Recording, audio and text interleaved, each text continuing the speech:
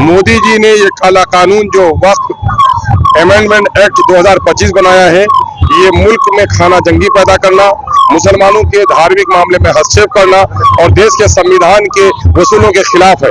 इसलिए इसकी मुखालफत करना हर भारतीय नागरिक की जिम्मेदारी है और अपने शरीयत की हिफाजत करना मुसलमानों का मजहबी और कानूनी फरीजा है। इसलिए हम लोग कि इस इलाके में ये आह्वान किए हैं कि आओ सब मिलकर लड़ो, देश के कानून, देश के संविधान को बचाना जरूरी है, देश में हिंदू और मुसलमानों में मोहब्बत कायम रखना जरूरी है और मछली पानी के बगैर जिंदा नहीं रह सकती है, मुसलमान अपनी शरीयत के बगैर जिंदा नहीं रह सकता है। उसके लिए जहां तक लड़ाई लड़नी पड़ेगी लड़ाई लड़ेंगे, उसी का ऐलान।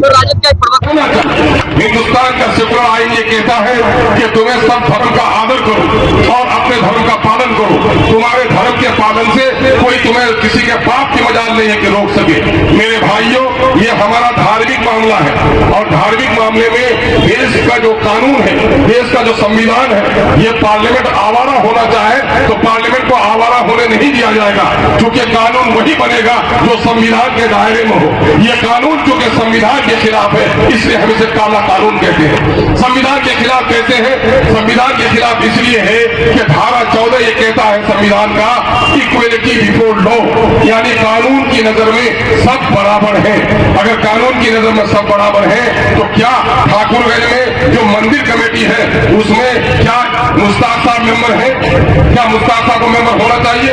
नहीं होना चाहिए, क्योंकि उनका धार्मिक मसला है। वो कब पूजा करेंगे, कौन सा मूर्ति उठाएंगे, उनके पंडित जानेंगे और उस धर्म को मानने वाले जानेंगे। ठीक उस तरह से हमारी मस्जिद में हमारा इमाम कौन होगा, हमारा मुतवल्ली कौन होगा, हमारा मुअज्जिन कौन होगा, वो यहाँ का कोई हिंदू भाई तय नहीं करेगा। जिस दिन हिंदू भाई मतलब मस्जिद में घुसेगा और जिस दिन मुसलमान मंदिर में जाकर तय करेगा, उस दिन मुल्क में अखाड़ा होगा, मोहब्बत बाकी नहीं रहेगी। और मोदी यही कराना चाहता है, क्योंकि कानून की नजर में सब बराबर है। तो आखिर हमारे वक्फ बोर्ड में गैर मुसलमानों को मेंबर क्यों बनाना चाहते हैं? उनके बाप की जायदाद नहीं है, मेरे बाप की जायदाद है, हम तय करेंगे उसको। मेरा कोई भाई बेईमान हो गया है, हम जानते हैं कि वक्फ की जायदाद को कुछ लोगों ने बेईमानी की है, कुछ मुतवल्ली ने उसका गलत इस्तेमाल किया है, मस्जिद कमेटी ने दुकान अपने भतीजे को दी है। इन कमीनों के खिलाफ हम लड़ेंगे। घर में अगर मक्खी हो, मच्छर हो, खटमल हो तो उसके खातिर हम घर में आग नहीं लगाएंगे, बल्कि मक्खर मच्छी को धुआं देकर घर से निकालने का काम करेंगे। लेकिन आज मामला ये है कि मोदी हमारे घर में आग लगाना चाहता है। वह कहता है कि वक्त में 3 आदमी गैर मुस्लिम मेंबर होगा। इसका मतलब ये है कि आप हमें हमारे धर्म के मामले में भी आजाद रहने नहीं देना चाहते हैं। हम नमाज कब पढ़ेंगे, कितनी रिकत पढ़ेंगे, हम कौन सी कुरान की सूरत पढ़ेंगे, ये भी मोदी तय करना चाहता है। तो मोदी पागल हो चुका है। मोदी को मालूम नहीं है कि तख्त ताज का आदमी सौदा कर सकता है, लेकिन अपने धर्म का आदमी सौदा कभी नहीं कर सकता। और मैं यकीन दिलाना चाहता हूँ मोदी को, ये मोदी कान खोल कर सुन लो, मोदी कान खोल कर सुन लो कि मछली पानी के बगैर जिंदा नहीं रह सकती और मुसलमान अपनी शरीयत के बगैर जिंदा नहीं रह सकता। हम ऐलान कर देना चाहते हैं, हम सब कुछ बर्दाश्त कर सकते हैं, लेकिन मुल्क के सरहद में किसी दुश्मन को बर्दाश्त नहीं कर सकते। मोदी और अमित शाह, भाजपा के साथियों, बता दो जलियांवाला बाग में तुम्हारे कितने बाप दादा मारे गए थे, मेरे कितने बाप दादा मारे गए थे। जब पाकिस्तान मुसलमान है, लेकिन पाकिस्तान के खिलाफ अगर हवलदार हमीद अपना खून बहाकर पाकिस्तान के गुंडों को जवाब दे सकता है, तो हिंदुस्तानी मुसलमानों से मोहब्बत की मोहब्बत का सबूत मत मांगो।